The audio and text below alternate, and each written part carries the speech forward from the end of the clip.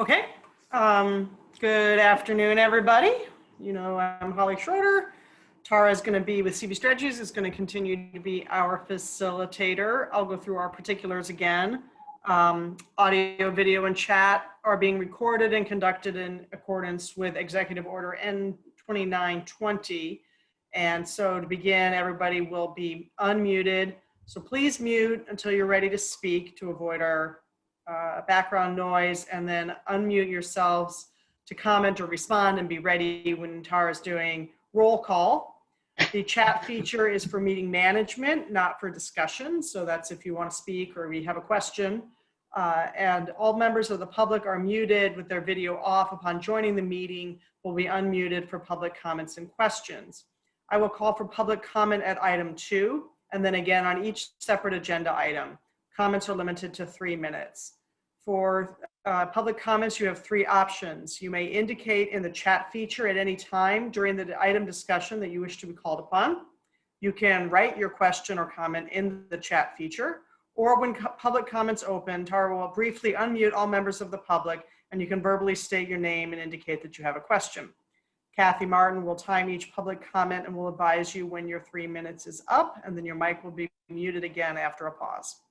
Public comments can be sent via email or email or mail, and that's all in the agenda for all specifics. Any public comments received via email or in writing after 2:30 today will be posted to the website the next day, all of which becomes part of the record. So as we go into the agenda, I'll address each agenda item and who will be presenting. At the end of the presentation, I'll ask committee members for questions. Members are asked to use the raise hand feature on Zoom or otherwise signal verbally or visually. Again, you can use that chat feature. Please wait to be called upon. If it appears we have lots of questions, we'll go through alphabetical order. I'll then ask for public comments. The committee may then discuss the item and the public comments. Again, use the raise hand feature and wait to be recognized. Today's PowerPoint was not included in your packet, but the PowerPoint will be shown during this meeting, and then it will become available on the website. And so I'm going to pass it off to Tara to take the roll call from her jury duty box. All right, thank you so much, Holly. Dan Masnada. Dan? No Dan. Kathy Armitage. Here. Roy Marson? Roy? Sandra Cattell. I am here. Stacy Fortner. Stacy? No Stacy. Roger Herring? Dennis Ostrom. Here. Steve Sly. Here. Matt Carpenter. Here. Eric Adair. Here. Eric, I can see you. There we go. Holly, which of course you're here. Here, And then obviously. And then Danny Mascari. Nope. All right. That's everyone. Great, thank you. The first item number 2, is our public comment. Per the discussion I just had about public comment, do we have anybody who has so far indicated their interest? And I'll let Tara go through the muting process.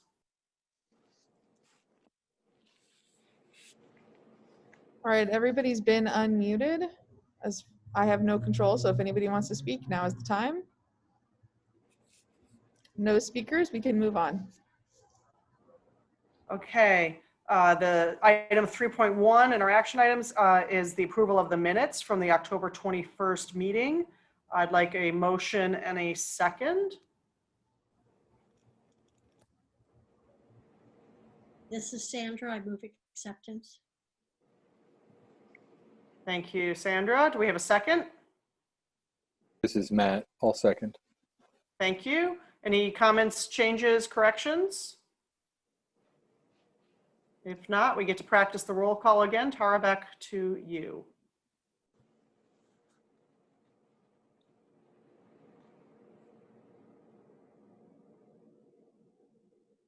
Tara, back to you for roll call on minutes.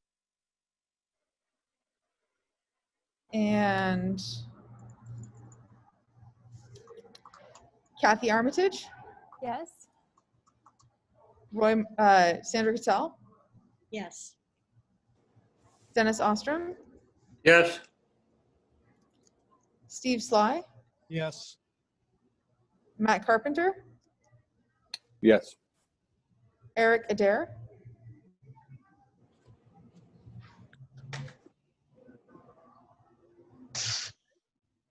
are you frozen? He looks so serious. All right, well, let's move on to Holly and then we'll see if we get Eric back. Yes. Great. Says he's having bandwidth issues.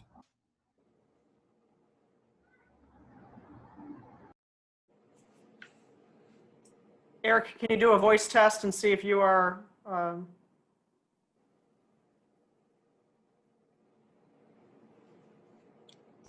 right, we'll see if he comes back. Tara, was that everyone, and then was that enough to pass minutes? That was everyone and enough to pass the minutes besides Eric. Okay. All right, so Tara, it looks like you were getting yourself to another spot. So we have a discussion of the November 4th workshop. I will again turn it over to you, Tara. Great, I'm gonna go ahead and screen share.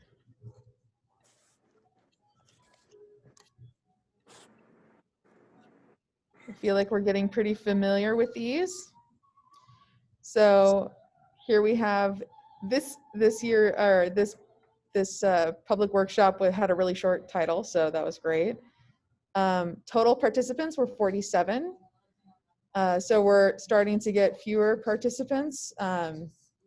I think this might be indicative of the idea that people are continuing to come and now they're kind of getting their questions answered.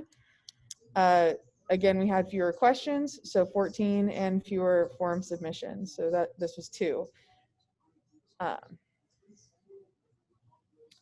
Presentation feedback was incredibly positive, so I feel like we really got into it. I feel like the previous SAC and really thought about what this would look like and how this would be communicated. So feedback was very positive. And then general plan feedback, there was some question about the draft technical report memo. So people wanting to provide additional feedback to the technical memo, which we'll be reaching out and ensuring that they get the opportunity to do so. And then additionally, there were questions from the previous workshop, but thank you, Eric, by the way, we got your vote.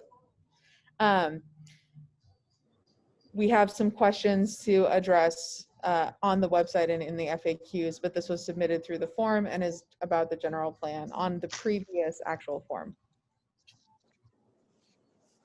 And then again, just reminding you that we'll be addressing the statements generally, and then those specific corrections will be addressed directly. So this was a list of the presentation questions that were answered by the hydrologist. And every question was answered as we always do, and these will go into the FAQs like we've been discussing. So one comment was made specifically about committee members responding. I know we've had a conversation about that in the past and have said they'd prefer staff respond, and then if no staff is able to respond, then the SAC members can respond. That was discussed at the previous time we brought this up, but we again had an SAC member who was frustrated with comments by the other SAC members in responding to questions. Though again, every question was answered by the hydrologist at the end of the presentation. So that's something we should potentially discuss again and make sure that we all either understand the direction going forward or change the direction moving forward.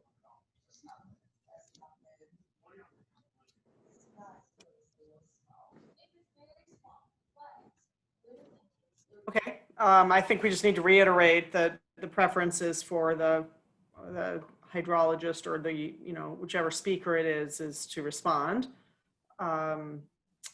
And I guess is there questions from that? We are getting kind of in the pattern of what we do. We have the workshop, we recapture what was in the workshop, put that in the FAQ, et cetera, start building the ultimate plan out of that.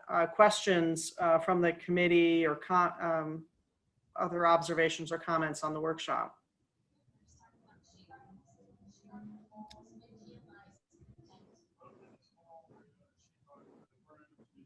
Well, I thought it was well run. It went smoothly.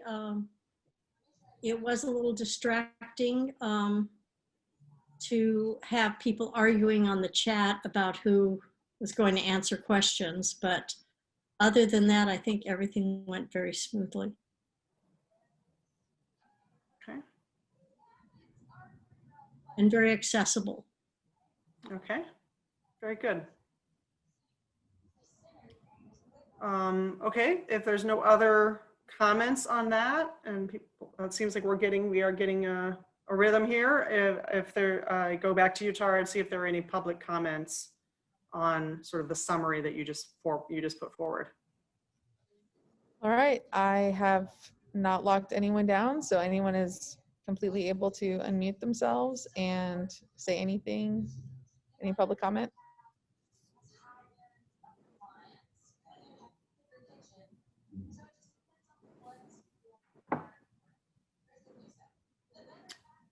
Okay, No public comment. no public comment on that, which I assume means there's no committee discussion on the public comment. Is there any action on this item, or this is just presented for our info at this point? This is presented for info and available for discussion. So no Okay. action is required, just being aware of, originally we very specifically stated that, and if we do need to take action, I think it needs to be an additional action item on an upcoming agenda. But previously we established that every SAC member would be labeled when arriving into the public workshop, that if staff could not respond quickly and easily, then the SAC could respond, and then it would always be asked of the person at the presentation podium, regardless of staff or SAC response, based on the idea that there may be information that the SAC has so that they could participate in the discussion. That was what was originally discussed. What we do now is up to you. Unless there's any reason to change that. I know it is difficult. We have people with expertise on the SAC, which is why they're on the SAC. But we do want to have some protocol just to keep things clear. And we want to make sure that we don't accidentally convey information that's different than what's being put forth in the plan. Sandra, you're raising your hand. Yes, I wasn't sure which hand to raise, my virtual one or my real one. So thank you, Holly. The one person that this is concerning isn't here, so could there be some way that someone could contact her and explain that to her? I'd be happy to reach out and explain what the decision of the SAC was. Thank you. Okay. Okay, with that, then we'll move on to item 3.3, with discussion of the sustainability goal and sustainability management criteria. There was not information in our packet on this. I assume there is a PowerPoint we'll be going over. So Tara, are you doing an introduction on this? I'm happy Otherwise, to introduce Rick Vergoots, Rick, who's or is, talking today about there he is. Hi, Rick. sustainable criteria. And he's got his own presentation. I have no control. All right. Well, Rick, thank you. And we'll turn the screen share over to you. Thank you. Let me get this going here.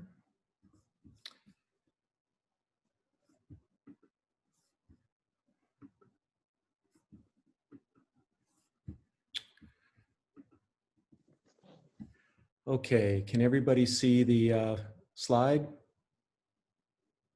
Okay, I see Sandra nodding. So, good afternoon, everybody. Rick Biergoots. I'm with SCV Water. I'm the project manager for the GSP development. And the presentation that I'm going to go through tonight, it is up on the GSA website already. And it is about 28 pages or so. And it's broken down into essentially two parts. One where we get into details on the sustainability goals, and the next into where we get into details on undesirable results. And then we're also going to talk about sustainable management criteria in general. And that's a more lengthy, or it's a lengthy discussion. So we're going to hit the key points today. We expect we may have a special meeting with the Stakeholder Advisory Committee before February, which is when we would present the draft sustainability criteria to the Stakeholder Advisory Committee. So I just wanted to point that out. Tara, maybe at the end of the meeting, we can check in with the group on that issue. Absolutely. I'm expecting that Holly, that the committee will want to hear more before they see the draft tech memo on the topic. And so that's why I'm suggesting we'll likely have a special meeting before the February meeting. Okay. Thank you. So I went through the three main objectives. After today's meeting, what we're going to do, and Tara will be documenting it, we're going to have sort of a virtual whiteboard discussion using the chat feature. And after the meeting, we will take your input and synthesize it the best we can, and report that to the GSA Board of Directors at a special meeting on December 10th, because we want to get their input on the same topics as well. So let me switch to a graphic. This graphic is adapted from the Department of Water Resources best management practices for establishing sustainable management criteria. Let me take a minute or so and go through this. So you can see there's a progression from the bottom towards the top, and the bottom is outreach. Clearly, we're doing a lot of outreach. We're thankful that your committee is engaged and helping with the outreach process. Next, we move on to basin setting. Now, we've got our arms around that pretty well. Your committee has already seen 5 technical reports on the basin.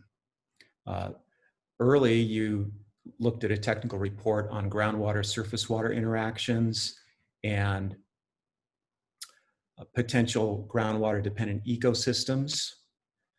Those were fairly detailed reports, and later you saw hydrogeologic conceptual model reports. One was based on the geology.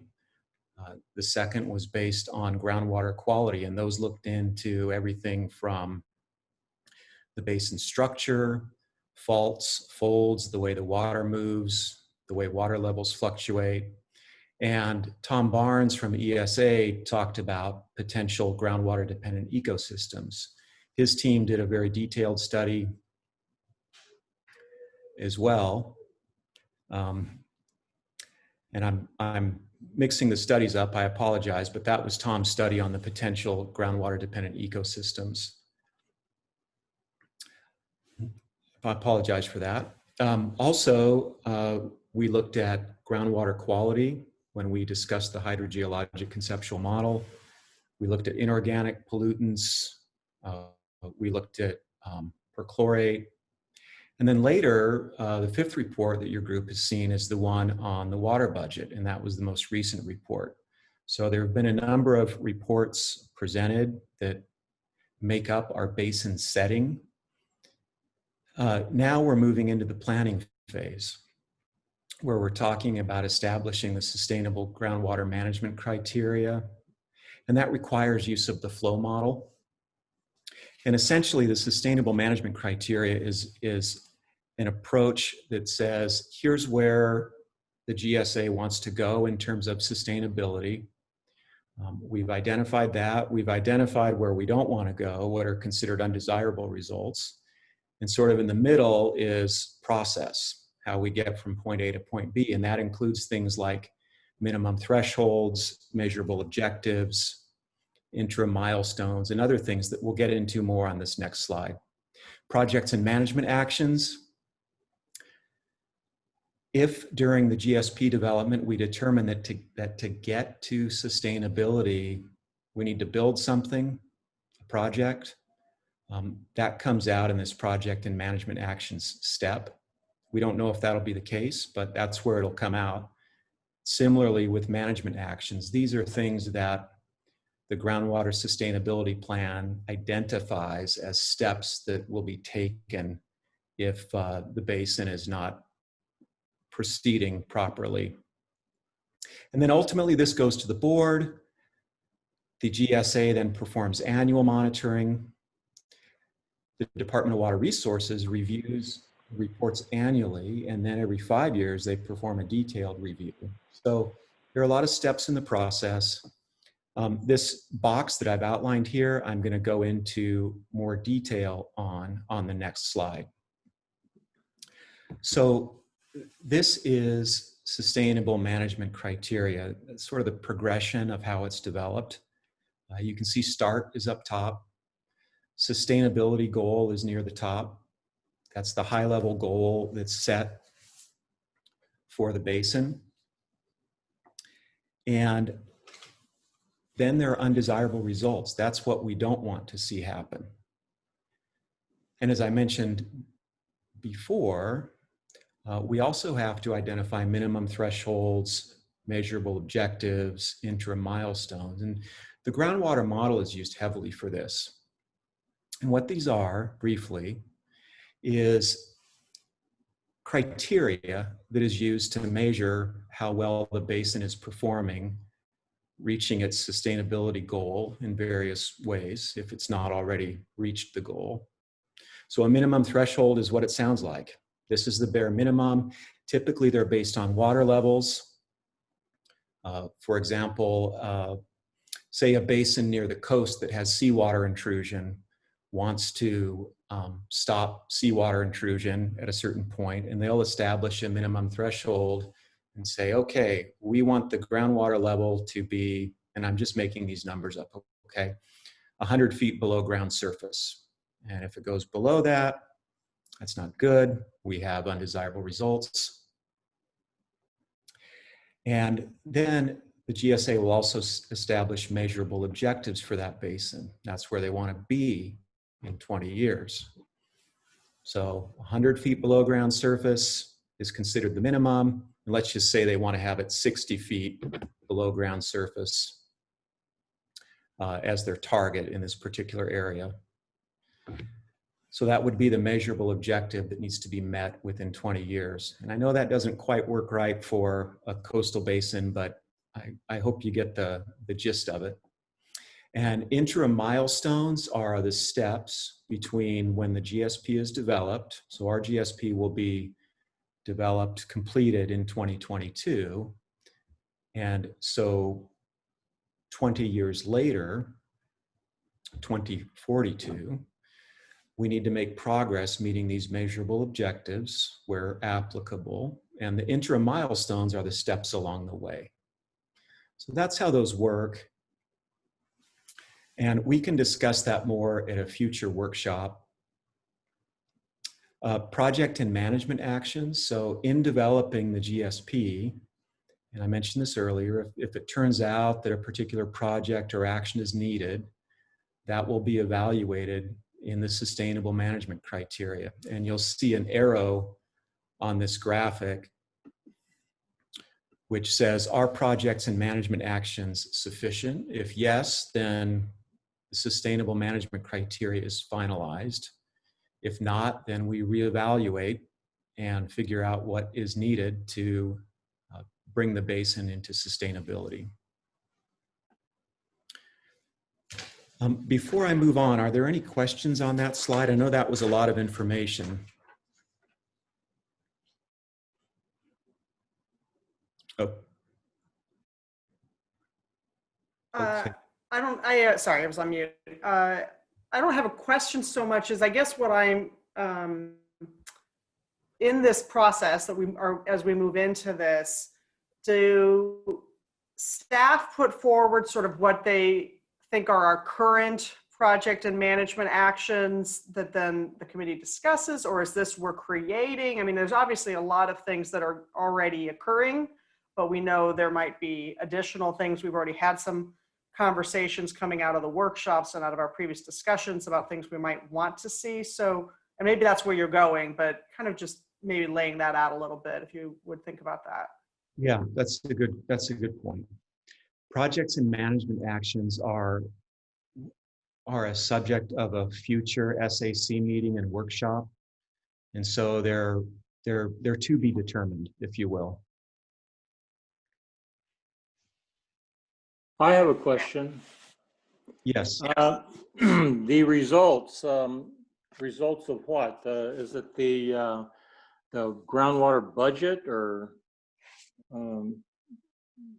is it where we are at and we don't want to be there? We think we should be higher in the groundwater budget? You're talking about the undesirable results. Yeah. Yeah, that's where, that's a point, for example, let's just use groundwater levels. That's a point where we determined that, you know, that's really not a good groundwater level to operate the basin, and there could be undesirable results associated with it. Yeah, but when do you measure this? How often? What's the, and do you determine a minimum threshold for every month of the year, or how do you arrive at these? Well,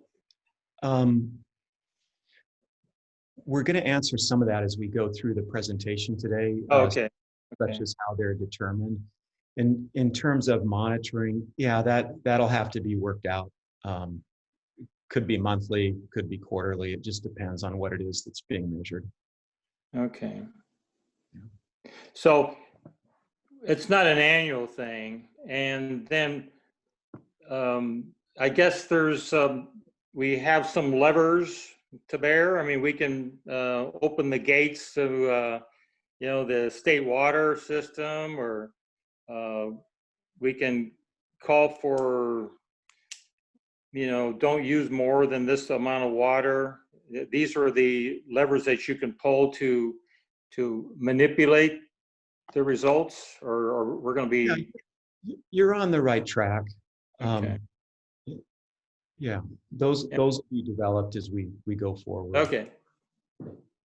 I see Sandra has her hand up, and I'm going to ask folks that maybe if you don't get use the chat box to say you have a question, since we only get a handful of videos feeds during the screen share. Go ahead, Sandra. Well, I had my virtual hand up too. So when you get to undesirable results, you were talking about quantity. Would that also include water quality? So for example, when we talk about minimum thresholds and measurable objectives, and you know, so is there, what I'm trying to say, is there a wiggle room for surprises? So all of a sudden you realize there's a new perchlorate, you know, type disaster going on, or a new PFAS, you know, knockoff or something like that. And, you know, is there wiggle room in our thresholds or in our thresholds for quantity to be able to handle variations in the quality, so that if water has to be diverted, that it's not counted towards potable water, or even water that can go into the ground, but rather water that can be treated, and until it's treated, it's not counted towards our objectives. We're going to cover some of that today, Sandra. in future slides. But yeah, the thresholds need to take into account the type of flexibility that's needed, to operate the basin. Thank you. Okay. And then Rick, I saw Kathy had indicated she has a question. Okay. Thank you. Thanks. And if you're going to be presenting this later in the presentation, then I can be patient and wait for a response later. But are there stated definitions for sustainable and sustainability, those terms included? Yes, there are. The regulations describe that. So, typically they refer to sustainability as the absence of undesirable results and operation of the basin within its sustainable yield. So, okay. Okay, keep going, Rick. Thank you. Okay, thank you. All right, moving on. All right, we're going to talk about sustainability indicators. So there are 6 of these identified by the Department of Water Resources. And the Department of Water Resources identified these indicators that we can use to determine whether or not the basin is being managed sustainably. And I'll show you those on the next slide. And the way they work is they're indicators of sustainability. If the basin is not operating well and there are significant and unreasonable effects on them because of groundwater pumping, those need to be eliminated within 20 years. Well, let me go into those a little bit more here. Here they are. So these are the 6 indicators defined by the Department of Water Resources. GSAs and our GSA locally will be evaluating these. And we've already done some evaluation with our work on the basin setting. And our understanding of these and how well they're operating allows us to see if there are concerns related to groundwater extraction. So each GSP will look at these, and some GSAs, such as in the Central Valley of California, that have dramatically decreased groundwater levels, may have a number of these sustainability indicators that indicate, undesirable results are taking place. Other GSAs, not so much. They don't have as many issues.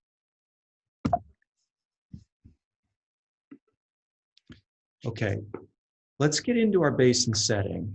And the reason we want to do this is we want to review what we know about the basin. And then after that, we're going to talk about sustainability indicators locally.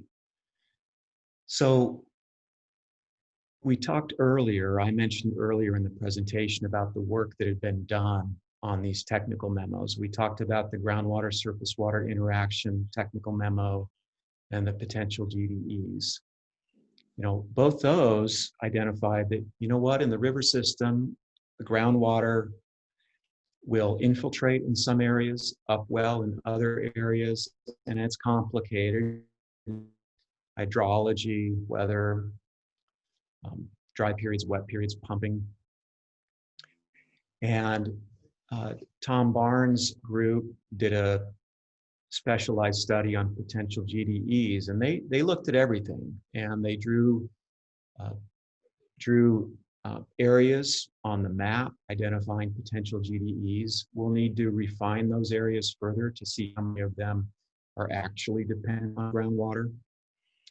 I mentioned earlier the hydrogeologic conceptual model, good work prepared by Richard Slade and Ludorf Scalmanini in that, and then most recently the groundwater budget technical memo. So we need to understand the basin setting to determine what our sustainability goals should be, and also understand the criteria. So Now, I'm going to show you a slide, 6 slides, 1 slide for each of those graphics on the second to last slide that DWR prepared. So let's look at what we know about our local conditions. When we look at the sustainability indicator for lowering of groundwater levels, you may recall from the hydrogeologic conceptual model report and more recently the water budget report that we don't see a chronic reduction in groundwater levels in the past or in the future. So that's good. We know groundwater elevation changes are driven by many factors. What we don't see here is a decade by decade drop of groundwater levels indicating chronic overdraft. Reduction of storage. We know that changes in groundwater storage take place. It happens seasonal or over many years, either many years of dry periods or many years of wetter periods, but we don't see a long-term reduction in groundwater storage. Again, this is good. SCV Water also has a basin operating plan that avoids reduction in groundwater storage by importing water to meet demand during certain conditions. Degraded groundwater quality. Yeah, the basin has issues here, right? We have perchlorate, we have VOCs, we now have PFAS, pollution from industry. Regulatory agencies require parties to clean it up, to monitor, to investigate it. The state's involved, the regional board, toxics, the federal government is involved. Water provided by SCV Water incorporates treatment systems to address perchlorate, VOCs, and PFAS to meet the standards. Land subsidence. So our available data is limited, but we don't show that it indicates subsidence is a concern. Why? Well, land surface data doesn't indicate it's a concern. Surveys, those kinds of things. But also from a geologic and a hydrogeologic perspective, the aquifers don't contain clay layers that are prone to collapsing when dewatered. And we also don't have a history of significant lowering of groundwater levels. But this is an area that's a data gap. More monitoring will be needed for this. Depletion of interconnected surface water. So we've talked about this. We know that there's an interconnection that exists along the Santa Clara River and some tributaries. There is exchange between groundwater and surface water. It's complicated. It varies seasonally. It varies by location. And it's also a function of climate and pumping. So there are a large number of variables that go into this. We also know, and we've heard, that local habitat is important. And we want to avoid undesirable results caused by groundwater pumping to the habitat in the river system. Seawater intrusion. Well, we're pretty far inland, right? 40, 45 miles from the coast. So we don't have an indication at all that this is a potential issue for our basin. It'll still be mentioned in the GSP, but not as something that we have concerns with. So let's go into talking about sustainability goals now. There are a number of key items that the regulations describe should be in a sustainability goal. We're not going to go into that in great detail today. That's not our objective. But there are different approaches to developing sustainability goals. Some are very general, some are more specific, and I'm going to show you some generic examples of those, and then I'm going to show you some possible local examples for the upper Santa Clara Basin. The GSP chapter on sustainability goals will include the things in this bulleted list here. Where do we want to be? Does it reflect local economic, social, environmental values? And how are we going to get there? And it's going to describe that criteria that I mentioned before, the minimum thresholds, measurable objectives, that kind of thing. So let's look at a high-level goal for a coastal area with seawater intrusion. This is adapted from a submitted GSP, and you can read it on your screen. You can see what they're describing here. They're talking about maintaining sufficient volume of water to keep the water levels high, to keep the seawater out. So this is a high-level goal. Here are some more specific goals that a GSA could do. So lowering of groundwater levels, we'll just talk about this. A sustainability goal that a GSA could put forward if they wanted to be more specific in general could look like any of these on the screen. For instance, lowering of groundwater levels. The GSA determines they want to maintain groundwater levels that continue to support current and future groundwater uses and a healthy river environment in the basin. So I've just given you a general example of a high level and a general example of more of a specific goal setting effort. Let's talk about what we could do locally. And we're looking forward to get your input tonight on this. So think about what we know about our basin setting. Is something high level appropriate or something more specific appropriate? What's working well? What concerns do we have? And please feel free to, when you're brainstorming these things, go right on ahead and put them in the chat window so that we can keep going, but then address all of the different ideas as they come up.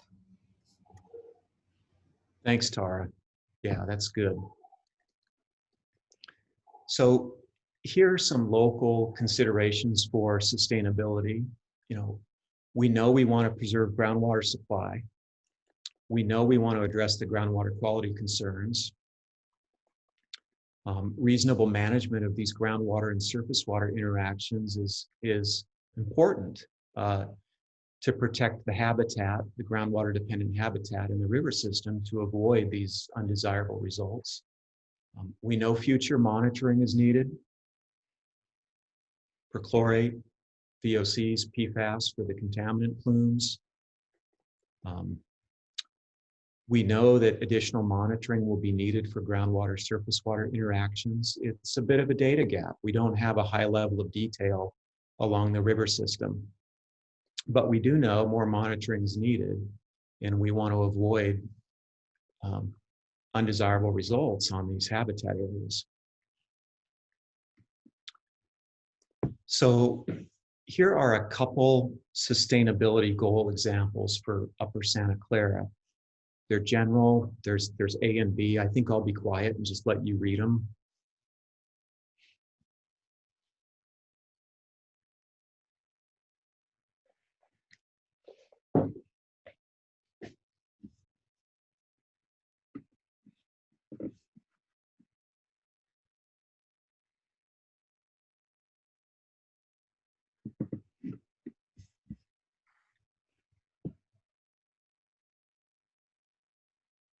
Rick, just to respond a little bit to Sandra's comment in the chat, are these goals, and maybe this gets into the programs, I'm trying to remember what the next step was that you called it, for the entire basin, so if we wanted to, she specifically calls out some stuff about the east side, how might you react to that? Is that more in the programs and actions level of the steps versus the goals?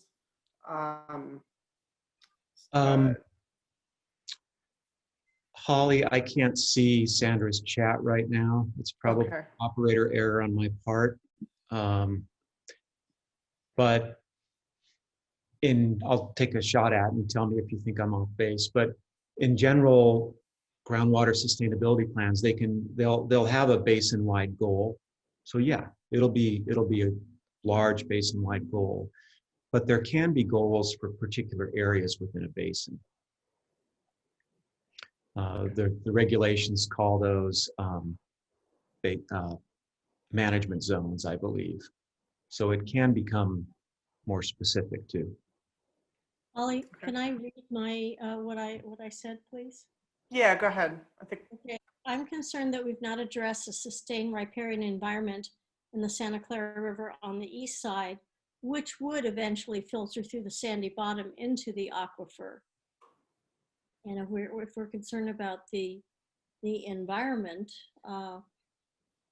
we have all this water going in at into the river on the west side, and creating a wonderful riparian environment outside of our city and further west of us, and completely neglecting the river in our own area and the possibility of having, if not a complete riparian habitat, a more riparian habitat. Okay, and I see your chat now, Sandra. Can we table that till we get a couple slides down and start brainstorming on it? Okay, Yes, sir. thanks. So these are just ideas or examples for discussion. We could also do something more specific.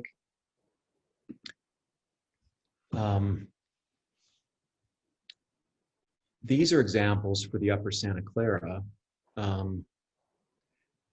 For instance, you can pick any of these. Let's look at land subsidence. You know, the goal is to reduce or prevent land subsidence that would cause impacts to critical infrastructure.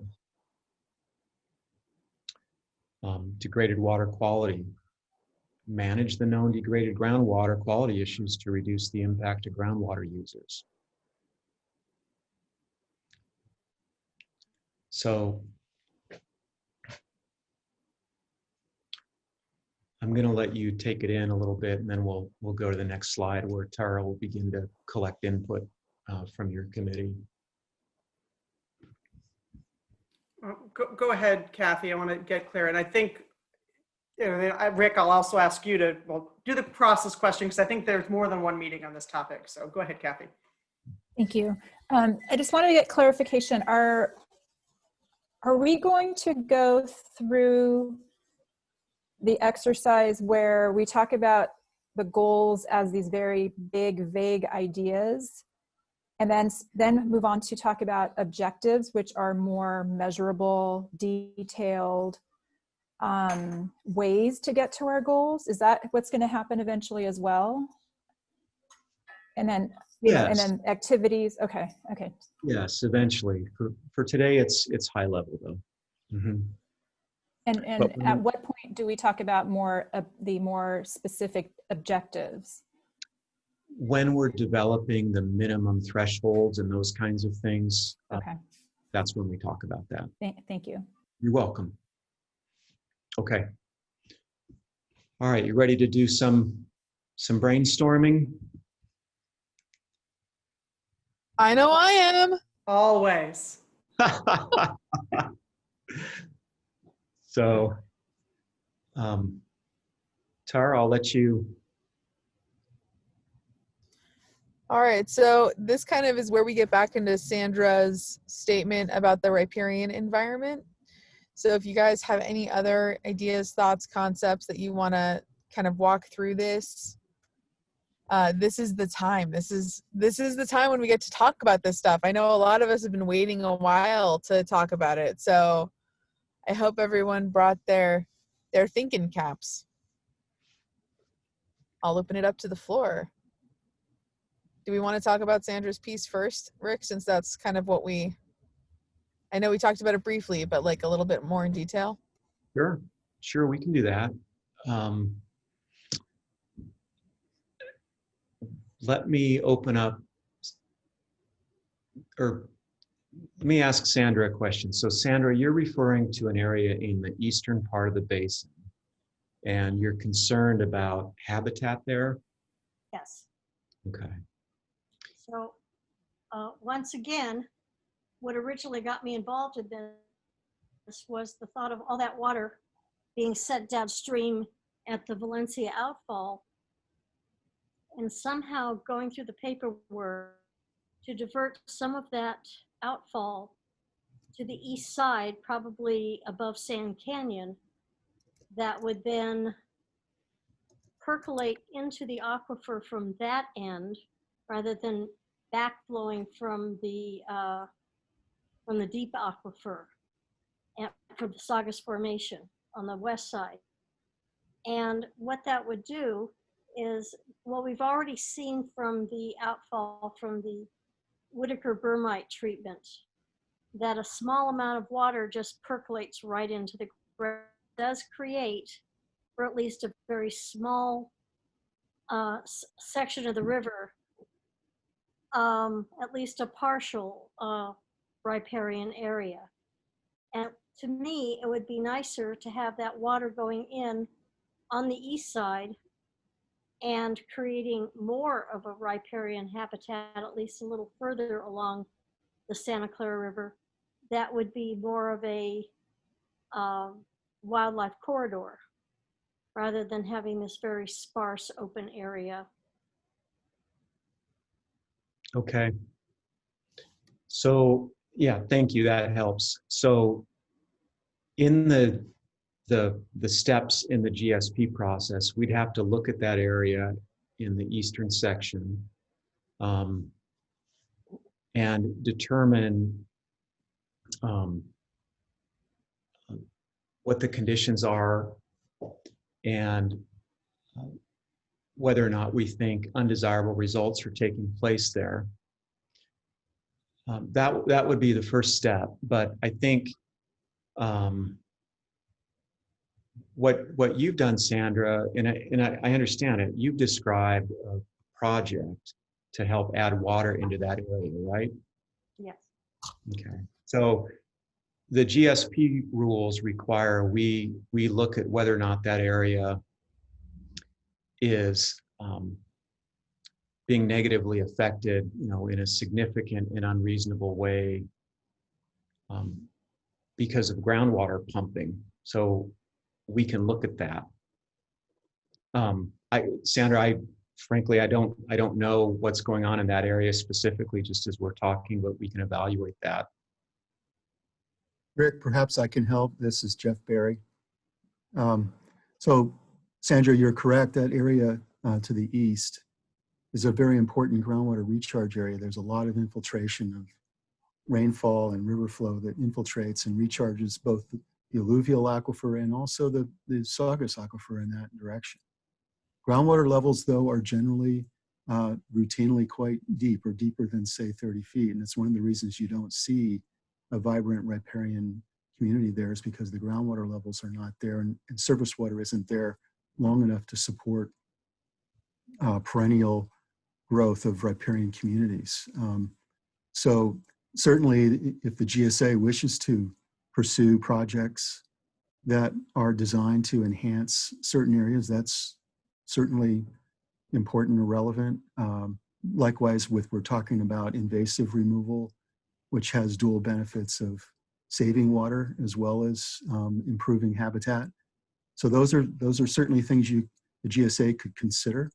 But frankly, EWR basically has said you're only required to look at undesirable results from the time that Sigma was enacted. So basically January of 2015 on.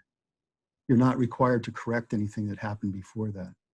I'm not aware of anything that has contributed to any problems in that area, but physically speaking, that area is more an area where surface water infiltrates and doesn't tend to be high enough. The water levels aren't high enough to support the riparian community. Jeff, I've lived here for over 40 years, and it seems to me that there was more surface water going down the river 40 years ago than there is today. Uh-huh. And there was more, for the lack of a better term, I'll just say shrubbery along the edges of the river to the east for Uh-huh. a longer stretch. Now, if you say we can't go back before 2015, well, then maybe we can't, but you Well, know, I didn't mean to say you can't. it I'm wasn't just saying you're 20 not years ago, required. or like 30 years ago or 40 years ago that I'm thinking of what it looked like. Yeah, understand. Yeah, that's good information. Well, and I guess, to that point, not having 40 years of experience in the Valley, but if those are areas where infiltration is more likely to be successful, then it might be a project or an action that we want to consider that might have secondary, co-benefits of riparian. It might not, depending on things, but it could be, that is maybe a project worth considering, I guess. And I'm not sure we're to the project phase yet at this point, Rick, but I think that is an opportunity that has been relatively widely recognized, although logistically complex, we understand in many ways, especially when you talk about recharge versus, runoff capture. Well, Right. conversely, we have also created, I wouldn't exactly call it a riparian area as much as an arundo forest, just outside the Valencia outfall, sanitation outfall, that then extends for quite a ways. Okay. Well, it's a good discussion, and I think, Jeff, thanks for chiming in, and Holly, it's one of these things where, as Jeff mentioned, if we're talking about doing something above and beyond what Sigma requires we do, what the groundwater sustainability plan regulations require we do, that's getting into more of a restoration approach. So it may not be required per the regs, but it is something that could be looked at. And if we do that in the plan, does it become then a requirement? I mean, does this, like, if we say, well, we actually want to do a project that goes beyond what's the minimum requirement to stop undesirable results, prevent undesirable results, but we go beyond that. If we write that in the plan, are we then held to that? Or is there a way to write that doesn't become, doesn't come back on us in a negative way that we wouldn't want potentially? Yeah, that's an interesting question. If it's not required by the regulations, then it certainly could be mentioned in a plan. If it were to go into a plan, it would be something that the GSA board would have to adopt, and there'd have to be discussions on how to fund a restoration project, where the money comes from to do that work that isn't required by regulations. And so that would be a whole different discussion that would have to take place. Seems, Stacy, Okay. it's pretty simple to me that if you want groundwater sustainability, that A, you're putting water in infiltration areas, and B, you're getting rid of water sucking invasives like arundo that are taking away the water. So those to me are like two starters. Okay. Works making note of that. Stacy, I'm going to come back to you because we did maybe cover that a little bit before you came on, and I'm going to go to Matt, and then I'll come back to you, Stacy, because Matt says he has a comment, which I might relate to the conversation we're having right now. Actually, it's not. Although I have plenty of questions, but it's a good question, Sandra. Actually, I was just thinking through, and I was wondering, Rick, if you can explain how establishing or developing sustainability objectives accounts for both kind of public and private water interests? You know, because I know we're looking at the basin kind of as a bucket, and is there a point at which those become criteria as well as kind of the other, you know, environmental factors we've been talking about? Well, that's part of what we're discussing today is, for example, Matt, private well owners may have something that they want to make sure gets recognized in the plan development. Just as other stakeholders may have key issues that they want to have evaluated too. So for your role, and you know, and for the committee's role in general, for instance, just the private well owners, for example, yeah, you should be thinking about particular issues that you think are a concern that we should look at in the plan. Okay, can we move on to Stacy?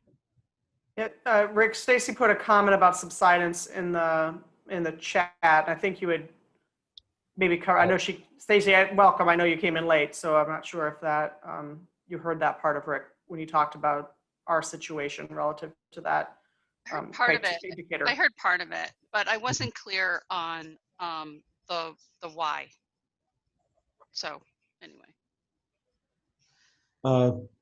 Can you be more specific? You say the why. What do you mean, Stacy? Yeah. So I thought that you mentioned there was something that the soil didn't appear that it was the type of soil or something that would subside. I don't know. I just didn't. I wasn't clear, and so I just wanted you to explain that a little better. Okay. Right. I'm looking at your chat message right now, and Jeff, can you remind me in the hydrogeologic conceptual model reports, I think we looked at subsidence, but I don't remember this, the particular data points that we reviewed. Yeah, just briefly. So we did look at available information on subsidence from some national databases and the satellite imagery that have broad coverage, including this basin. And admittedly, the coverage is not broad, but the points that we did find showed that the amount of subsidence or land surface decline was on the order of maybe a couple tenths of a foot over the last 10 or 20 years. So it's not been substantial. I think, Stacy, your question was actually directed at, well, why is that? Why isn't there more subsidence? Why don't we see subsidence in this basin like we do in the Central Valley? And in contrast, in the Central Valley, there are large areas that are underlain by clay that were deposited, you know, many years ago, right, in the subsurface. And those clay layers are quite thick and they're quite extensive. The clay layers are saturated, they contain a lot of water. And what's happened over there is as the water level has declined due to pumping, excessive pumping, I mean hundreds of feet of pumping, those clay layers have become dewatered or they drain. When the water leaves those clay layers, even when the water level comes back, it can't infiltrate into the clay. And so the structure of the clay depends on those water molecules, and so the clay structure collapses. And it's irreversible in many cases, very little elasticity. It doesn't come back, even when water levels come back. So they've seen, you know, many tens of feet of subsidence because of the collapse of those very thick, very laterally extensive clay layers. We don't have those thick, laterally extensive clay layers in this basin, and nor have we seen this, you know, immense water level decline, hundreds of feet, that would result in the drainage of any fine-grained layers. Makes sense. Very well explained, Your Jeff. question? Yeah. Okay.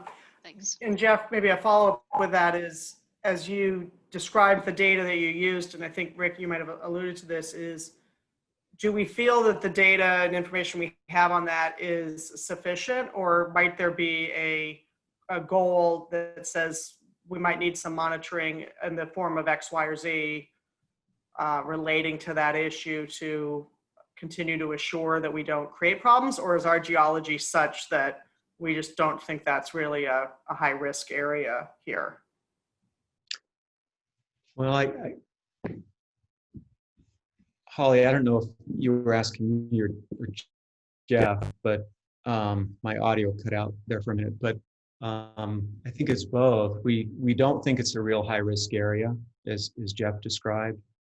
But we don't have a huge amount of data either, and so additional monitoring in the future would make sense. I agree with that.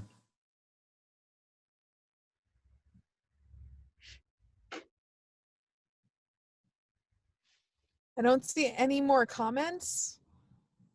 Is there anybody who wants to add anything to the brainstorm? Can you maybe put the list back up? Absolutely. The list of the issues that we were discussing.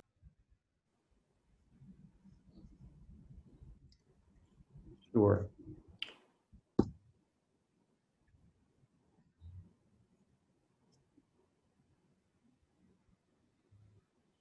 I think the other two thoughts that I might I put out there is the one I think we've discussed in previous meetings has come up, which I think relates to this interconnections, which has to do with hard surfaces versus permeable surfaces, especially in either in development or redevelopment and stuff. So there might be a thing, I think that's come up in some previous discussions. So I don't think we should lose track of that. And then I guess, at the macro-ist level, and this might go into a little bit of the, is this what is required by the Act since 2015 to repair degradation versus an overall goal. So I'll caveat that I recognize that, but I just sort of think we ought to not send a lot more water to Ventura County than we have to. That's pretty simplistic of a way of looking at it, but given the interconnection with what's happening in the sanitation district, we're spending a lot of money to clean water, and that this valley is paying for that. We ought to see what we can do to use that to assure our sustainability goals are achieved. So that's pretty macro and perhaps goes beyond the scope of the Act, but I'll just put that out there. Okay, good. And Holly, I would just want to look at how that would affect our downstream neighbors. I know that seawater intrusion isn't applicable to our basin, but if we're over pumping here, that's going to cause problems downstream, which might cause the seawater intrusion in their basin because it is a connected waterway. I mean, it does flow that direction. So if we're taking more than we should or more than we can or more than is allowable or whatever, we might be causing them problems downstream. And that's why I said, more than we have to, recognizing that there are water rights, there are habitat needs, et cetera, downstream. So, and I know that the agency has been doing some study of that and sanitation district. So these are interconnected pieces, but more just as sort of a broad philosophical goal, I thought I would put that out there. But your point is understood. And Kathy, you just indicated you have a question. Yes. So the goals, these goals that are on our screen now, these examples, are we to use these kind of as a starting point for the discussion or talk about maybe potentially having these as our goals? And then a second part of my question is for the agencies that we require to turn in their plan drafts earlier because they're critical areas. Have you been able to look at their goals yet? So maybe we could take a peek to see what others have written in terms of their goals. I have looked at previously submitted plans and their goals. So to answer your question, I don't have something on my screen that I can share you. Want to share with you from another submitted plan. There's one that I looked at. It was about a page and a half, and it was very general in nature. But that's just how they prepared their sustainability goal.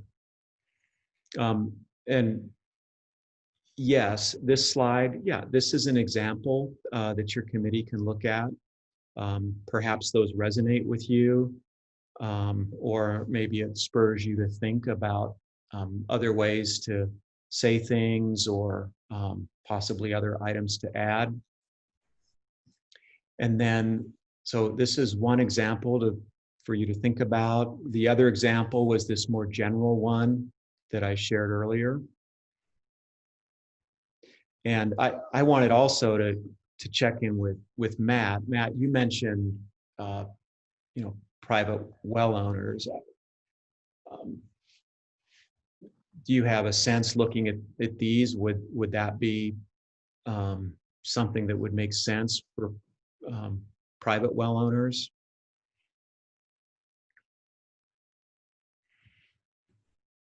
On some level, yeah. I think my question was just more generally, how is that kind of an interest like these that's accounted for as we're developing the criteria? In other words, is the operating condition going to potentially, disproportionately affect one or the other, or, because there's wells and there's water rights, which gets you into a whole different conversation. But as a stakeholder, and many of us are private well interests, I'm just asking the question. I'm looking to you guys for the expert answer, but that's generally is, how's the plan going to account for, or how is how are these goals going to account for that aspect? Because they're real. They're not aspirational, they're real things. So I just don't understand how the process will manage that. Okay. Well, at a high level, we would look at, from a process perspective, including something in the goal that would reflect what you're talking about. So you mentioned, disproportionate effect, possibly. So perhaps a goal would be for lowering of groundwater levels. This lowering of groundwater levels goal, I think, would apply to any well owner, whether they're private or public. But you could certainly suggest other ways to look at that, Matt. Yeah, I would add to that also, Matt, that these are intended to cover all the interests in the basin, including private landowners. And so whether it's maintaining water levels in the alluvium to make sure that your irrigation wells have a viable quantity of water for pumping your historical quantities, or whether it's depletion of surface water that somehow might impact habitat located on 5 Point property. Those are all encompassed in these goals.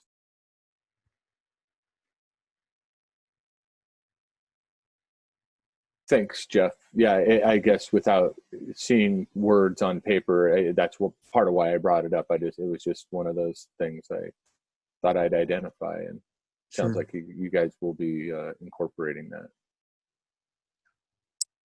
And I think Kathy's got a. Yep. Kathy, back to you. Yeah.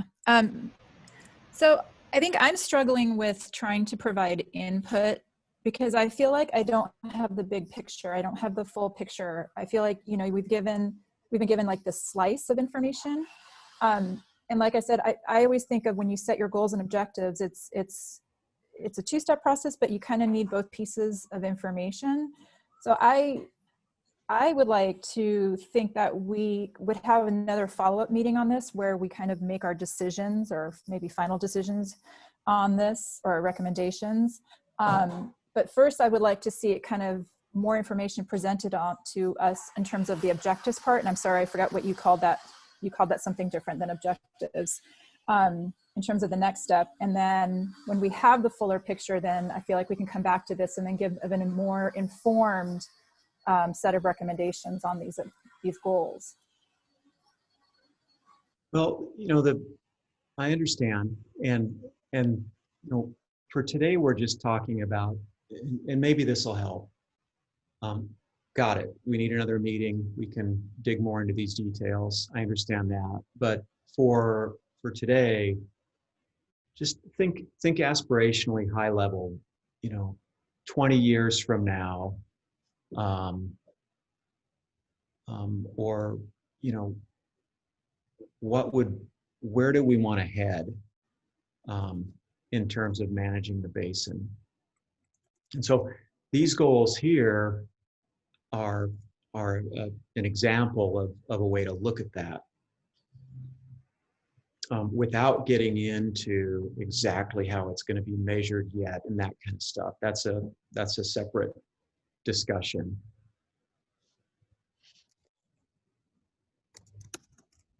I'll add to that too, Rick.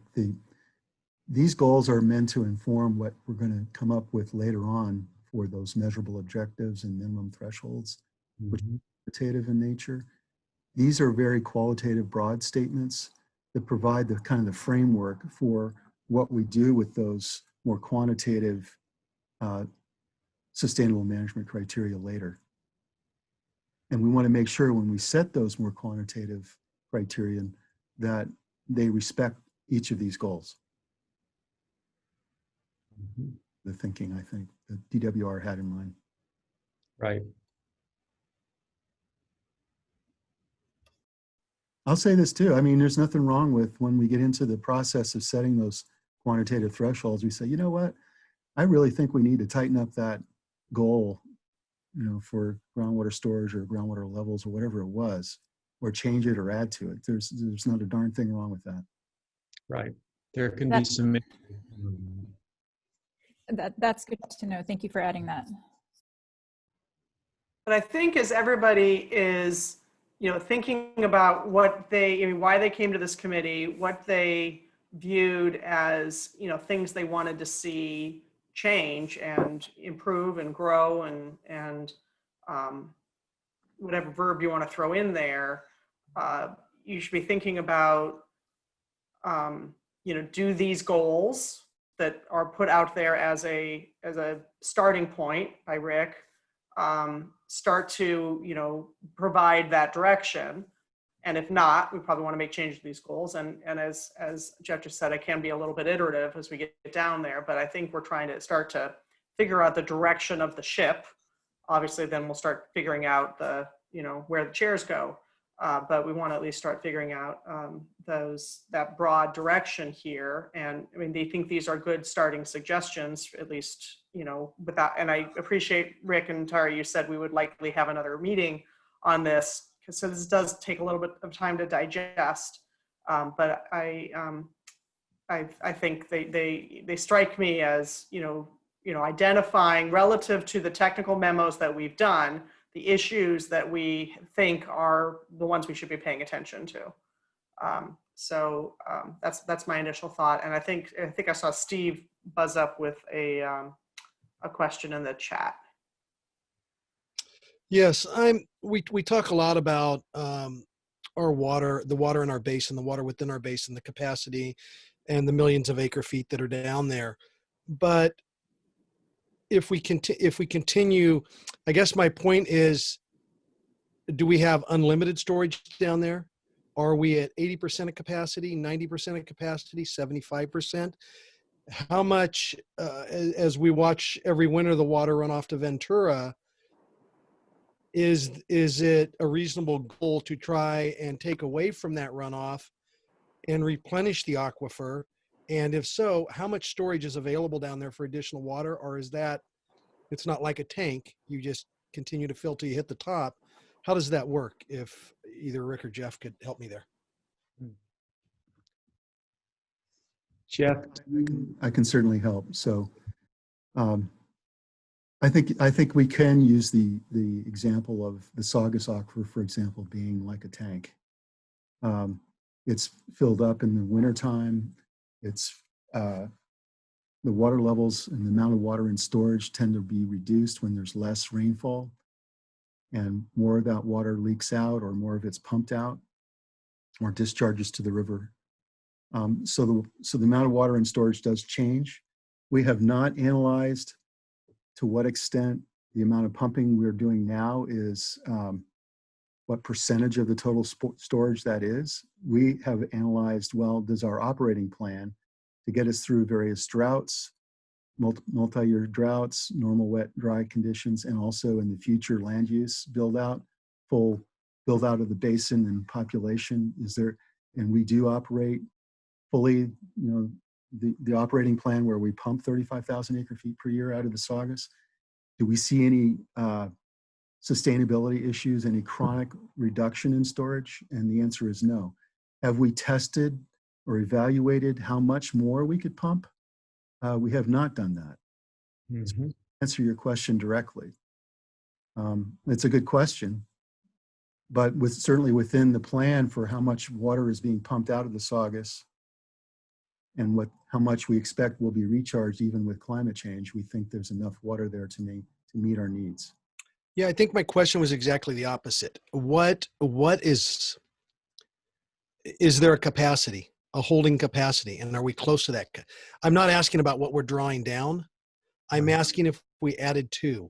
If somehow we were able to add to the capacity, Yeah. are we wasting our time sucking it out of Placerita Creek, putting it back into the aquifer, because we're going to hit a point to where it can't take anymore, and thus it's not a reasonable idea Yeah. to Okay. try and hold storm runoff water. Yes, I have your question. I understand it better now. So yes, there is capacity to put more water in the aquifer. There is a point at which you put water in and it's going to discharge out somewhere, probably back to the river. We know that the Saugus discharges back to the river on the west end. But we also know, especially during periods when we've been exercising pumping more in the Saugus, we've created a tremendous storage space. And there have been discussions about artificially recharging the Saugus aquifer to get it to recover more quickly so that it is available to more quickly for the next drought should the drought continue. So I think it's possible that you can overcharge it and water would be released back and lost, but I don't think we're at that point. I think we're at a balance right now. So Jeff, I think if I can do a fine point on what I think Steve is asking is when you're looking at that, you are looking at that over multi-year wet and dry season conditions, not over seasonality of a given year. Correct. Well, it's actually both we're looking at on a given year, but you're right. We are looking at it over longer term wet and dry sequences in climate.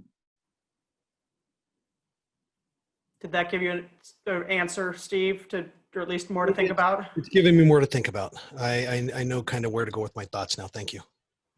So we could put more water into the Saugus now.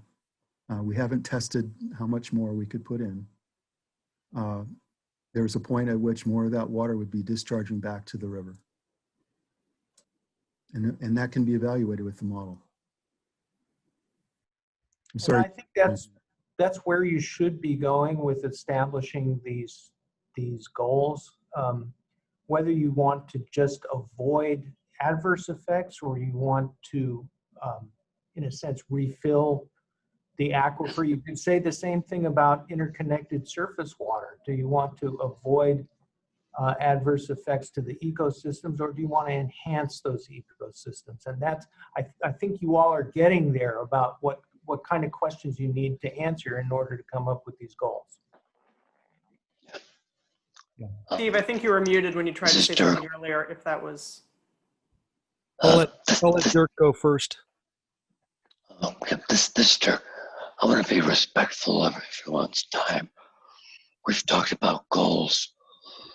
Maybe we could shift the discussion to the second part of the question, or what are some of the undesirable outcomes that we'd like to make sure we avoid? I was thinking along those same lines too. Maybe a quick poll of the group. We didn't hear any big concerns with what's on this slide or the previous slide, but recognize you need to digest it a little bit more. So I think. But I think that's an interesting, a good way of framing it, and it is in the framework of the way the act is and the plan is sort of required to be framed, I guess.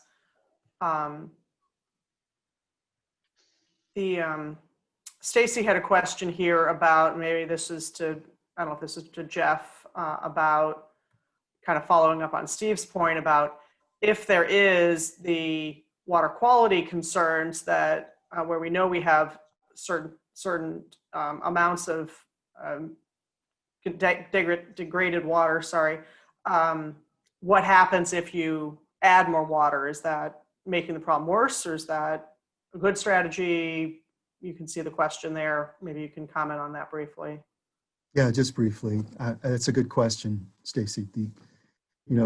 Whenever this is an area that we have to be very careful about when we talk about projects or programs to, say, recharge the aquifer, inject water into the Saugus, et cetera. We don't want to be in a position where we've moved a contaminant plume into an area that wasn't previously contaminated. That is a real concern that has to be evaluated. In general, if we're putting high quality water in an aquifer that's got water quality problems, it tends to dilute whatever is down there. But I'm more concerned about actually changing conditions such that we've moved a plume and potentially degraded a part of an aquifer that wasn't previously degraded. And so we have to look at that carefully. So there might be elements of either a goal or a program in Jeff's response there as something that we would clearly want to prevent happening. Yes. For your consideration, Rick. Got it. Okay. Holly, with your blessing, I think we should move on to the next part of the presentation. Okay. Please do. So let's do that. So we're going to talk about undesirable results. We've spent some time talking about goals. Let's talk about these undesirable results more, and I'll give you the definition. And we'll just kind of talk through it here. So the regulations define undesirable results as things that happen that are significant and unreasonable to these 6 sustainability indicators that we showed, such as groundwater levels that are caused by groundwater pumping. So to be just kind of casual as we're talking about it, the regulations are identify this process. They have to be significant, they have to be unreasonable, and they have to be caused by groundwater pumping. So they aren't things that we just don't like or don't like to see. There's specific criteria to identify undesirable results. We have taken another approach and for discussion and identified for discussion undesirable results on these criteria. So you see here for lowering of groundwater levels, and I think this will possibly resonate with Matt and others. An undesirable result would be a chronic decline in water levels, a reduction in supply, a need to deepen wells, economic impacts, irreparable harm to habitat that takes place when the groundwater levels are lowered. And so these are the other end member. We've talked about goals, where we want to be. Now we're talking about what we don't want to see. So I'll be quiet here so you can read it.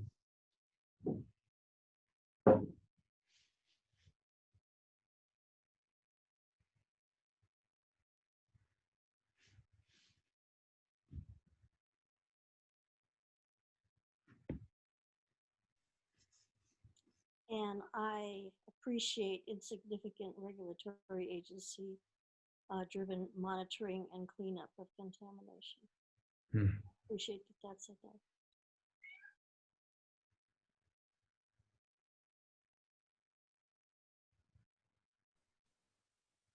In some ways, when you pair the pieces together, the picture starts to get clearer, because this is a little bit more specific, or I don't know, a little more tangible in terms of, at least in terms of my brain.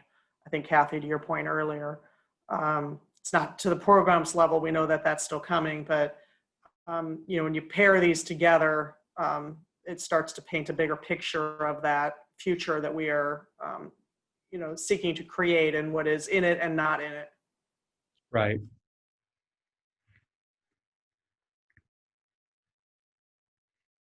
Yeah, so these were just ideas for your committee to think about. And I appreciate what you said, Sandra. So that one about the degraded water quality sure resonated with you.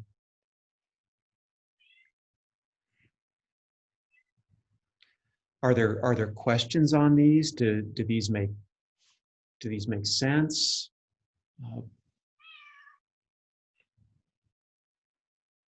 Can you explain the surface water one? Sure. So this would be an undesirable result where surface water is depleted. It's reduced to the point, because of groundwater pumping, that caused irreparable harm to the habitat along the river system.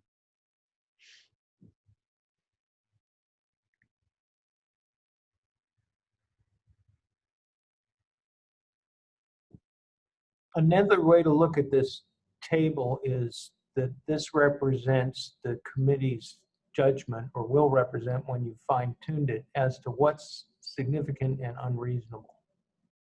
Mm-hmm. Right.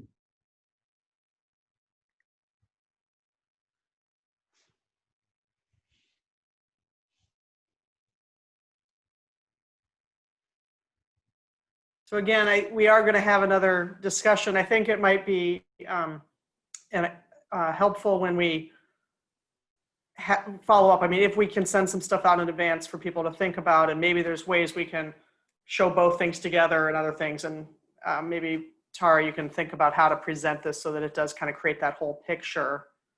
Because it is a lot to chew on here, but it is starting to build in a way that seems logical to me.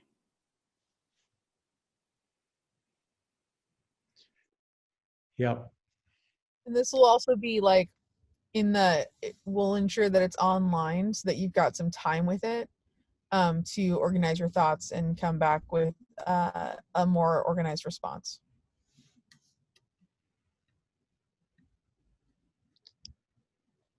All right, Rick, did you have additional, one more step here? Or is this where we? One more slide, just next steps for us. So we plan to update the GSA board December 10th, and we'll talk about the discussion we've had today.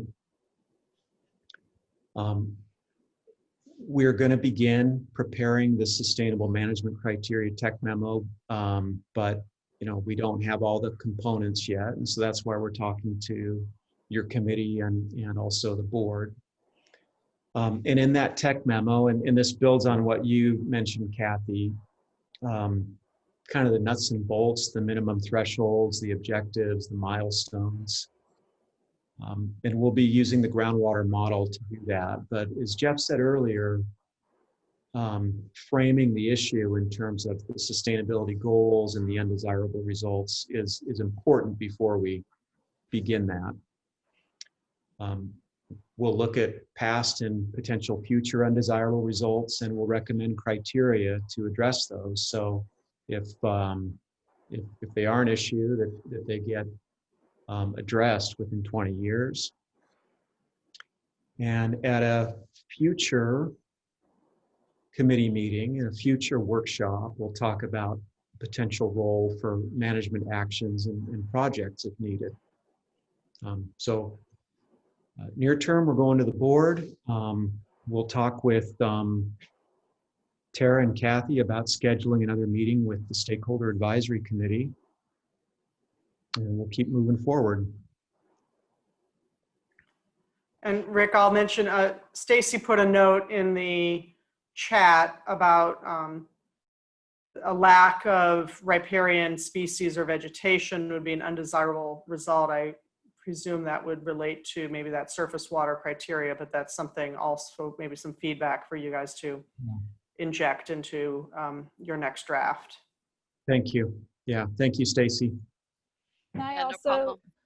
sorry, can I also advocate for, can we go back to the previous slide? Sure. Thank you. Well, I'd like to advocate also for somewhere inserting avoiding the degradation of soil health. I don't know if that would fall under the subsidence section, perhaps, because ecologists will tell us that soil quality is very much tied to water quality. So I would like to see that inserted somewhere to highlight that. we'll have to think about that. Okay. Because these are specific to things that groundwater pumping causes. And so think about that, but we've got your comment. Okay, I mean, if we can look into the data of how if we overdraft to the point where we have potential subsidence, then we are affecting the quality of our soil, right? Yes, yeah. Okay, thank you. Mm-hmm. Rick, what is the effect of well injections from oil wells? Water injection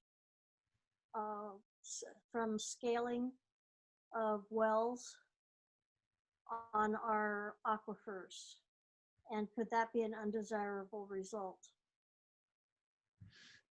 or could it create an undesirable? That would be, and I don't believe that's taking place given the depths that may occur. But Sandra, if it did, that wouldn't be a result from groundwater pumping, right? That would be a result of, you could look at that as degradation of water quality caused by another entity. Mm-hmm. Jeff, are you aware of, it's been a while since I've looked at the details here in the Valley, but Sandra, it's a good question. So everything that we're looking at is really only with regards to the pumpers, which I'm glad they're all represented here. But I think there are other there are other reasons for reduction in groundwater sustainability, other than just people pumping too much out. Going back again to the Arundel and Tamarisk problems we have. Well, Stacy, I think your concern fits under that degraded water quality, undesirable result. This was Sandra, by the way. I'm sorry, excuse me. There is a program going on right now in the state in various locations, and I'll need to check and see if it covers any area surrounding this basin. It's called the California Oil and Gas and Groundwater Program, where the state is looking at to what extent injection programs or oil development, oil and gas production is potentially affecting groundwater. So I'll take a look at that and see if that program is in this area at all. As Rick mentioned, the injection programs are generally quite deep. I think we see a lot of evidence of exploration that went on in this basin, and there was oil production in portions of the basin on the fringes in the past. So perhaps there are some legacy issues that we're just not aware of right now. Yeah, you may want to look at the legacy issues of Placerita Canyon and Confusion Hill, because in the 30s and 40s and 50s, there was a lot of oil extraction, and I'm sure they did not have the standards that we have today. And there's a lot of uncapped and abandoned wells in the area also. Tom, you're on mute. Tom, you're on mute.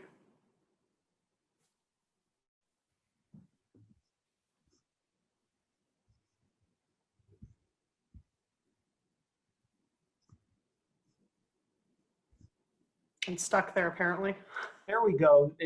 Having a little trouble with my mouse. I was just going to ask Sandra if when she spoke, you could either speak a little louder or get closer to your mic. You're pretty hard to hear. Well, and Tom, I was going to ask you a question just to, or maybe it's to Rick.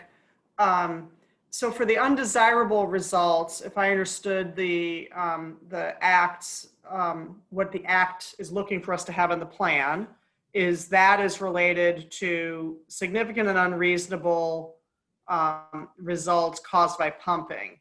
Is that the pumping correlation there, I guess, for lack of a better term, or relationship there, is that only for the undesirable results segment of the plan that we would lay out, or is that also for the goals section of the plan?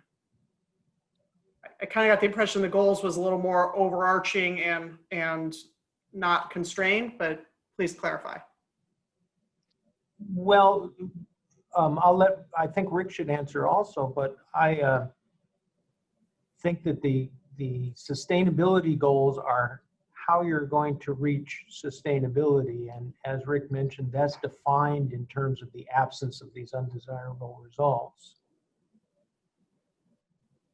So I think it's all mixed in there. Yes, it is a little broader, but that's what you're going for, is how to avoid the undesirable results. And so you have to define what those undesirable results are to you. And you do that in a qualitative way with this slide, and you do it in a quantitative way with your minimum thresholds and measurable objectives. So I have a question. Is everything we're doing basically so that we can rope in and tap down the pumpers? Is that the goal, is to limit them? And because that's what it's starting to sound like. If everything that you're talking about is, well, the pumpers this, and do the pumpers do that, and we have to make sure the pumpers are doing this, that. I'm just hoping that this is not a lynch mob for people using their own groundwater. No, I don't think that's what this is at all, Sandra. It's just when we talk about pumping, the regulations require we look at the role of pumping on these indicators. But it's very possible not to involve pumping in your projects and so forth. I mean, let's assume that you were in a basin that was overpumped. There's two ways to fix that. You can reduce your pumping, and that involves some heavy-handedness, or you can bring in more water. And either of those is acceptable as far as DWR is concerned. Right. Or you can do both.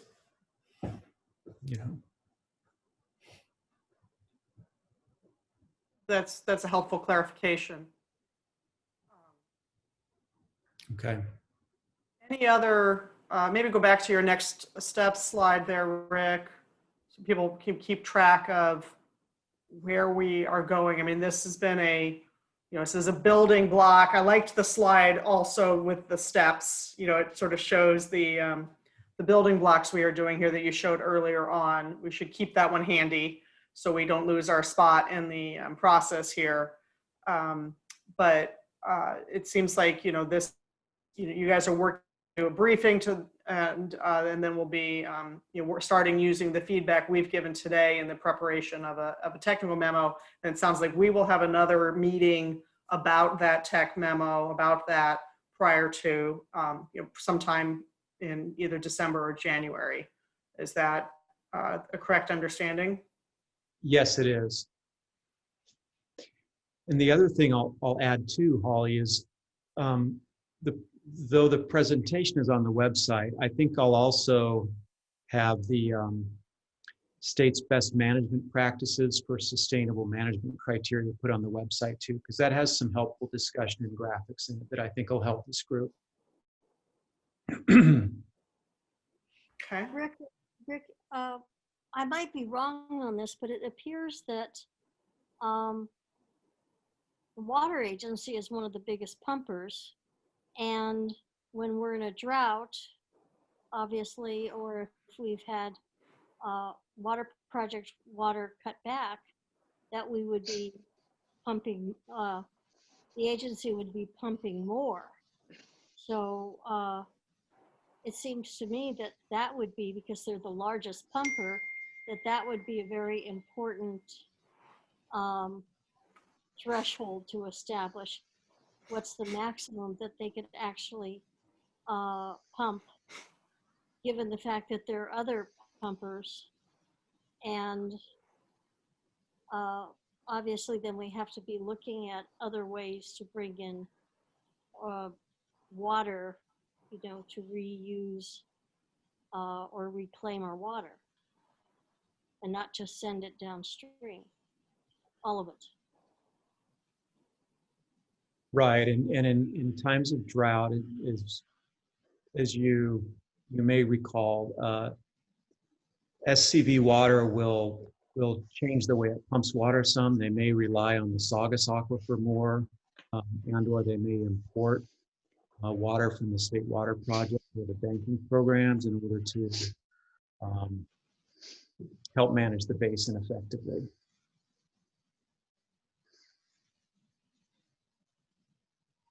I have a question. Yes. So our next meeting, as a follow-up to this, will it be before the next tech memo is written? So, and additionally, will we have input on the measurable objectives, or is that something you are writing? So the next meeting, as Holly said, we'll get it set up for December, maybe January, and we'll talk about this more. And yes, you'll have input on the minimum thresholds and those kinds of things. But we will bring examples to you because we need to use the groundwater model to evaluate those because it's so highly specific. So what you may see when we bring those to you is specific water levels in a particular area as a minimum threshold, for example. Okay, thank you. You're welcome. I have a question. Yeah, Dennis. Oh, go ahead. No, go ahead. This water budget, I really can't think in terms of the water budget. I'm having a difficult time. Is there somehow, along with the water budget, a graph of the total amount of the water at the same time that these budgets are taken? In other words, somehow you accumulate all the water in the basin, and then you put it up against the abscissa, or the ordinate of the same abscissa, which I guess is at the end of the year. And so we can watch how the capacity, because we're really worried about the depth from the, how much water we have. I would like to kind of see a relationship between the two, because I can't get my mind around this. I know what all the variables mean and stuff like that, but and I know the importance of not going off in some direction, but really what we measure is the depth to the water, and or how much water we have in the system. And so in the banking system, let's call it that, if you have some representation of the water banking system, I'd like to see the ordinance plotted up against the ordinance of the water budget. Is that possible? Jeff, do you have some ideas on that? Yeah, I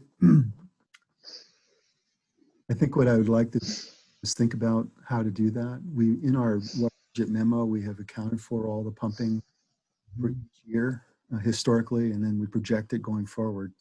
So we do have all the pumping each year accounted for. I think it would, it's not what you technically think should be there, but it's what you measure. The important thing is what's measured.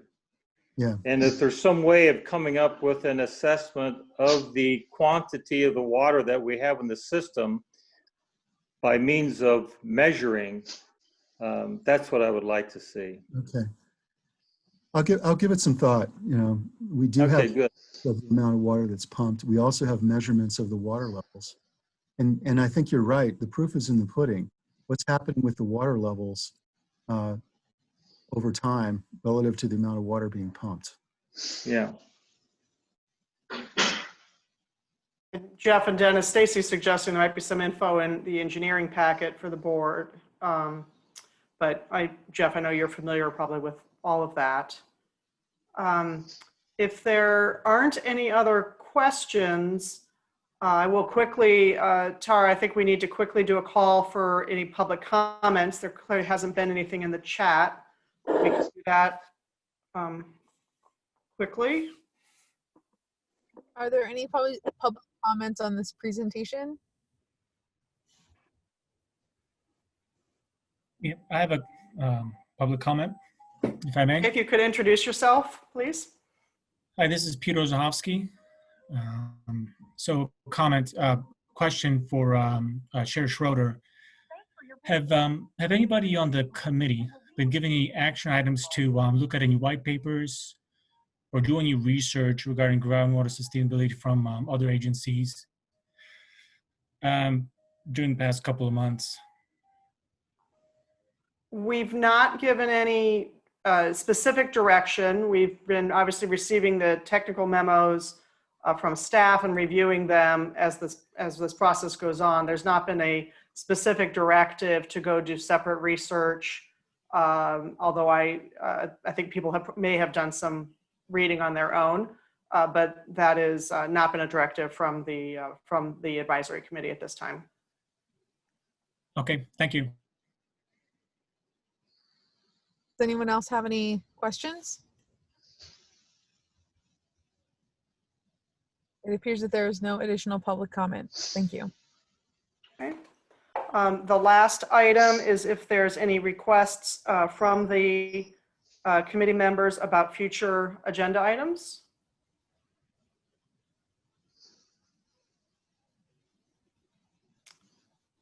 All right, hearing none, then I think we are prepared to adjourn, and we will be waiting to hear from staff about the scheduling of our next meeting, right? Based on the discussion today, is that correct, Kathy and Tara? Yep. Okay. With that, I want to thank everybody again for I know it's a little stilted to try to do this on Zoom. It's not necessarily the best brainstorming format, at least in my opinion. But I want to thank everybody for putting your brains on this and thinking about this, and offer everybody a really happy Thanksgiving. and stay safe. And we'll see you at our next scheduled meeting. Thank you so much. Thank you. Thank you, everybody. Thank you.